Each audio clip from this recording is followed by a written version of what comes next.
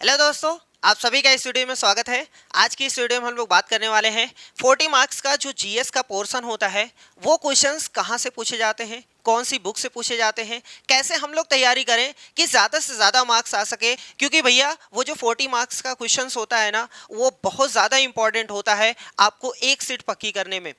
वो जो 80 मार्क्स का क्वेश्चन होता है वो तो सभी तैयार करते हैं, लेकिन ये 40 मार्क्स का जो जीएस का पोर्शन होता है ना, वो बहुत इंपॉर्टेंट रोल प्ले करता है आपकी एक सीट पक्की करने में। तो आज हम लोग देखने वाले हैं, चाहे आप 6 to 8 का पेपर देने वाले हैं या 9 to 10 का पेपर देने वाले हैं या पीजीटी 11-12 का देने वाले हैं, जिसमें 40 मार्क्स के आपके क्वेश्चन पूछे जाते हैं। वो कहाँ से पूछे जाते हैं हम आपको प्रूफ के साथ दिखाएंगे कि इसी बुक से पूछे गए थे, और कैसे तैयारी करें, कहाँ से पढ़ें कि आपका 35 प्लस मार्क्स आए। ठीक है, तो वीडियो को कंप्लीट देखिएगा, हम पूरी चीजें आपको बताएंगे कि कहाँ से पूछा गया था, कैसे आपको पढ़ना है, कैसे प्रैक्टिस करना है, सारी A to Z चीजें आपको बताई जाएंगी। तो चलिए शुरुआत करते हैं। सबसे पहले देखते हैं जो जीएस का पार्ट होता है वो 6 to 8, 9, 10, 11, 12 सबके लिए 40 मार्क्स का होता है। लेकिन अगर हम थोड़ा सा रफली देखें तो ये 8 मार्क्स का होता है। ये जो होता है हिस्ट्री 8 मार्क्स का होता है, ज्योग्राफी 8 मार्क्स, मैथ वो भी 8 का होता है, साइंस 8 का और करेंट 8 का, टोटल हो गए 40 मार्क्स। सही है। लेकिन अगर हम मेहनत से देखें 6 to 8 वाला, तो उसमें जो पूछा गया था, हिस्ट्री के 8 क्वेश्चन पूछे गए थे, ज्योग्राफी 6 क्वेश्चन पूछा गया था, मैथ 8 क्वेश्चन पूछा गया था, साइंस के 9 क्वेश्चन पूछे गए थे और करंट के 9 क्वेश्चन पूछे गए थे। तो इसमें आपको डरने की कोई बात नहीं है कि हम क्या 9 क्वेश्चन के लिए तैयार करें, नहीं, आपको रेशियो इक्वल लेके चलना है। History, geography, science, math, current सबको 8 8 8 मार्क्स से ही तौलना है। ठीक है, तो चलिए अब शुरुआत करते हैं। सबसे पहले एक एक पार्ट की बात करेंगे।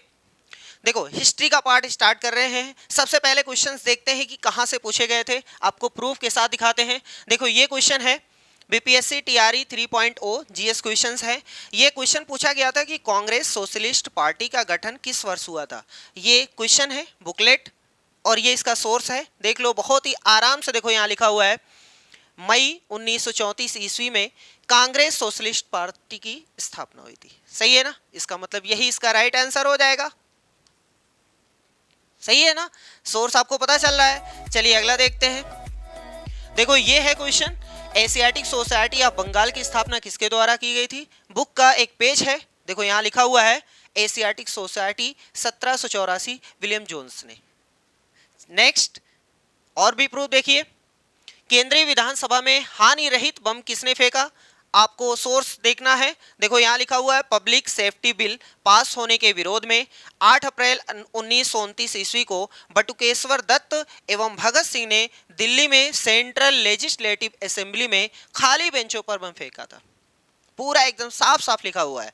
आगे एक आध क्वेश्चन और देख लेते हैं।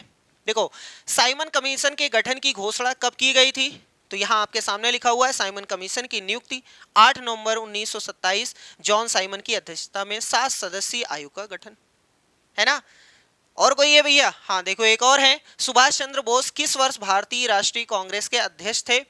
तो यहाँ पर 1938 और 1939 दोनों बार थे सुभाष चंद्र बोस, ये अध्यक्ष दोनों बार थे। 1938 में भी थे, 1939 में भी थे।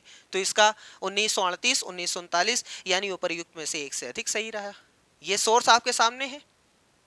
और कोई क्वेश्चन है नहीं। अब आपको कौन सी बुक, ये जो हम दिखा रहे थे वो कौन सी बुक थी, तो वो कुछ और नहीं थी बल्कि लूसेंट की बुक थी। यही लूसेंट सामान्य ज्ञान। अगर आप चाहते हैं कि हम स्टार्टिंग से पूरा, अगर आप स्टार्टिंग से पूरी तैयारी करना चाहते हैं तो हम रिकमेंड करेंगे आपको ये पढ़ने के लिए। क्लास 8 के लिए इतिहास की पाठ्य पुस्तक आती है, इतिहास की क्लास 8 के लिए एनसीईआरटी, ये 8th की एनसीईआरटी है। आप इसको लाइन बाय लाइन याद कर लीजिए, आपका जितना भी क्वेश्चन है इसी से पूछा जाएगा। अगर आप थोड़ा सा और बढ़ाना चाहते हैं तो कक्षा 10 में भी 2-4 चैप्टर ऐसे हैं, जैसे दूसरा है और चौथा, ये 2 चैप्टर आप पढ़ लीजिएगा। बाकी आपको कोई पढ़ने की ज़रूरत नहीं है, कुछ भी पढ़ने की ज़रूरत नहीं है, सिर्फ ये दोनों चीज़ें।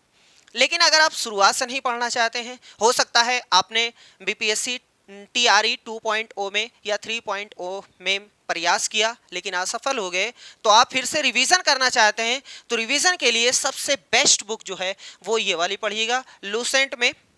ठीक है, सिर्फ हिस्ट्री का पार्ट पढ़ना है इससे, क्योंकि हिस्ट्री का ही अभी बता रहे हैं, तो हिस्ट्री जाके इससे पढ़ सकते हैं। बहुत ही अच्छी तरीके से बताया गया है, पॉइंट वाइज बताया गया है, और जितने अभी हमने आपको प्रूफ दिखाए सब इसी बुक के थे। ठीक है, तो अगर आप बेसिक से तैयारी करना चाहते हैं, पहली बार देने चल रहे हैं पेपर, तो हम रिकमेंड करेंगे पहले ये खत्म करिए, फिर दूसरा और चौथा चैप्टर इसका खत्म कर लीजिएगा, आपको कुछ भी पढ़ने की जरूरत नहीं है। लेकिन अगर आप रिवीजन करना चाहते हैं तो लूसेंट उठाइए, उससे करिए। ठीक है, देखो एक बुक को 10 बार पढ़ो वो ज्यादा फायदे देगा, लेकिन 10 बुक को एक बार पढ़ने से कोई फायदा नहीं है। सिर्फ ज्यादा बुक लेकर के आओगे ना, आप कंफ्यूज रहोगे कौन से पढ़ें और कौन से छोड़ें। इससे अच्छा है एक बुक उठाइए, मेहनत से उसको कई बार पढ़िए, ताकि अगर कोई भी क्वेश्चन आए तो उसकी धज्जियां उड़ा सको। ठीक है, तो चलिए देखते हैं आगे कौन सा पार्ट आ रहा है भैया। अब हम लोग देखते हैं ज्योग्राफी। देखते हैं ज्योग्राफी में कोई क्वेश्चन है जिसका प्रूफ हम आपको दिखा सके। हाँ देखो, बोला है कि कौन सी नदी भारत और नेपाल के बीच सीमा बनाती है, तो यहाँ लिखा हुआ है काली तथा तीस्ता नदियाँ नेपाल हिमालय का एवं तीस्ता तथा दिहांग नदियाँ असम हिमालय का सीमांकन करती हैं, यानी सीमा बनाती हैं, अलग करती हैं। तो ये था प्रूफ। और कोई क्वेश्चन है भैया प्रूफ के तौर पे? नहीं। अब आपको पढ़ना है, बुक कौन सी पढ़नी है, बहुत ही आसान है। ये क्लास 9th की एनसीईआरटी है, ये क्लास 10th की एनसीईआरटी है। अगर आप स्टार्टिंग से पहली बार तैयारी कर रहे हैं तो मेहनत से आप इन दोनों बुक को उठा करके पढ़ सकते हैं। लेकिन अगर आपके पास बहुत ज़्यादा टाइम है, आपको इंटरेस्ट है पढ़ने में, या आप पढ़ना ही चाहते हैं, तब भी हम रिकमेंड करेंगे ये दोनों बुकें आप खत्म कर डालो। लेकिन अगर आप दूसरी तीसरी बार देने चल रहे हैं, रिवाइज करना चाहते हैं, तो महेश बर्णवाल की जो 6 to 12 की ये एनसीईआरटी जो सार है, जिसमें पॉइंट वाइज दिया रहता है, उसको आप पढ़ सकते हैं। ठीक है, हम रिकमेंड करेंगे कि ये पढ़ो, क्योंकि इसमें बहुत सारी चीजें हैं, कहीं से भी क्वेश्चन वो पूछेगा तो आप उसके धज्जियां उड़ा सकते हो। मतलब एग्जामिनर को खुद ही चैलेंज कर दो कि पूछ के दिखाओ भैया कहाँ से पूछना है आपको, है ना। तैयारी इस तरीके से होनी चाहिए। तो आप ये दोनों पढ़ो। लेकिन अगर आपको पढ़ने का मन नहीं है, या दूसरी तीसरी बार आप देने चल रहे हैं, तो हम रिकमेंड करेंगे कि ये आप जा सकते हैं इसके थ्रू।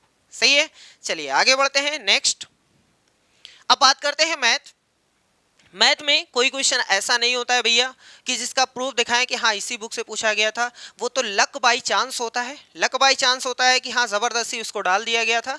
लेकिन हमेशा क्वेश्चन वही रहता है, नंबर चेंज रहता है, इसलिए यहाँ पर प्रूफ नहीं है।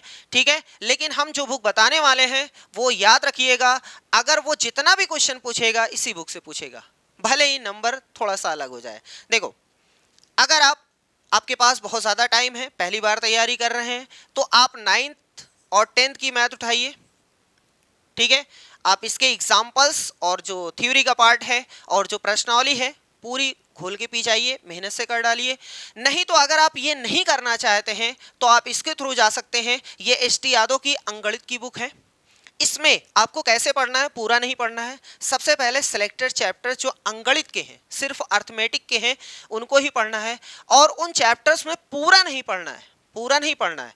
आपको PYQ उठाना है, यानी प्रीवियस ईयर का पेपर उठाना है, उसके क्वेश्चंस को देखना है कि किस फॉर्मेट से पूछे जा रहे हैं, बस वही फॉर्मेट आपको करना है, बाकी पूरा नहीं करना है। क्योंकि ये तो बहुत मोटी बुक है और बहुत ज़्यादा इसमें क्वेश्चंस हैं। अगर आपके पास टाइम है तो आप कर सकते हैं, इंटरेस्ट है तो कर सकते हैं, लेकिन हम सलाह देंगे कि जिस फॉर्मेट का पूछा जा रहा है उससे एक आध दो आगे पीछे कर सकते हो, लेकिन पूरा करेंगे कोई दिक्कत नहीं है। अगर आपके पास टाइम है तो कर सकते हैं। ठीक है, लेकिन ये इन दोनों से अच्छी ये बुक रहेगी, क्योंकि जो लेवल पूछा जा रहा है वो इस लेवल का पूछा जा रहा है। लेकिन अगर आप मैथ बैकग्राउंड के हैं तो ये आप पढ़ सकते हैं, कोई दिक्कत नहीं है। ठीक है, लेकिन अगर आपका मैथ बैकग्राउंड नहीं है तो आप ये पढ़िए मेहनत से। चलिए आगे बढ़ते हैं। साइंस में देखते हैं कोई क्वेश्चंस है जो हम दिखा सके आपको। हाँ देखो, ये है हमारे शरीर में मलेरिया परजीवी का भंडारण स्थल है, ये पूछा गया था। परजीवी जीवाणुज रक्त द्वारा व्यक्त के कहाँ चले जाते हैं भैया, यकृत में चले जाते हैं। सही है, ये इसका प्रूफ है। पढ़ना कहाँ से है वो देखो। चलो एक और क्वेश्चन है, निम्न में शरीर का कौन सा अंग शरीर के संतुलन को नियंत्रित करता है। तो यहाँ पर ये ब्रेन, आपके ब्रेन का पूरा वो है। इसमें एक लिखा हुआ है अनुमस्तिष्क, जिसको इंग्लिश में सेरिबलम कहते हैं। यही हमारे पूरे जिस्म का यानी शरीर का संतुलन बनाए रखता है। और कहाँ लिखा हुआ है, यहाँ देखो लिखा हुआ है अनुमस्तिष्क द्वारा ही संभव है, सॉरी कहाँ से पढ़ दे भैया, चलो यहाँ से पढ़ दे रहे हैं। कुछ क्रियाओं जैसे एक सीधी रेखा में चलना, साइकिल चलाना, एक पेंसिल उठाना पर विचार कीजिए। ये पश्च मस्तिष्क में स्थित भाग अनुमस्तिष्क, यही है सेरिबलम, द्वारा ही संभव है, जो ऐच्छिक क्रियाओं की परिशुद्धि तथा शरीर की संस्थिति तथा संतुलन के लिए उत्तरदायी होता है। यानी उसका उत्तर हो जाएगा सेरेब्लम। सही है, इसको बोलते हैं अनुमस्तिष्क हिंदी में। कहाँ होता है, देखो ये चीज है। सही है, तो ये हमने आपको प्रूफ दिखा दिया किस बुक से। अब किस बुक को आपको पढ़ना है, चलो देखते हैं। देखो, अगर आप शुरुआत से तैयारी कर रहे हैं तो आप पढ़ सकते हैं विज्ञान की एनसीईआरटी 9th और एनसीईआरटी 10th। इसके साथ में क्लास 12th एनसीईआरटी में एक चैप्टर है,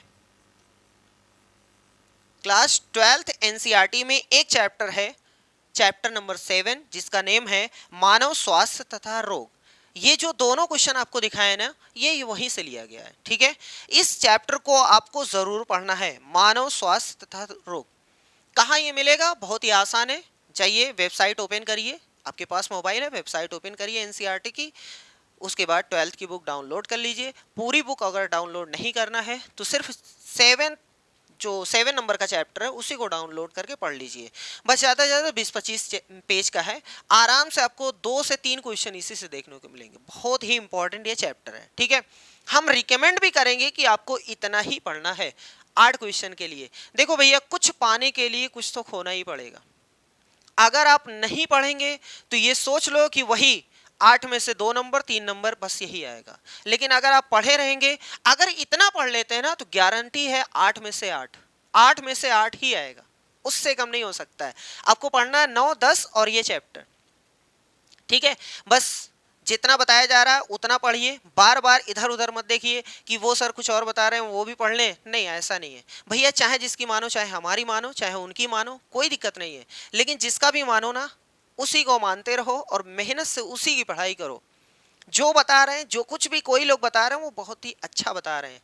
सही है, किसी एक को पकड़ लो और मेहनत से उनसे अच्छी तरीके से पढ़ो।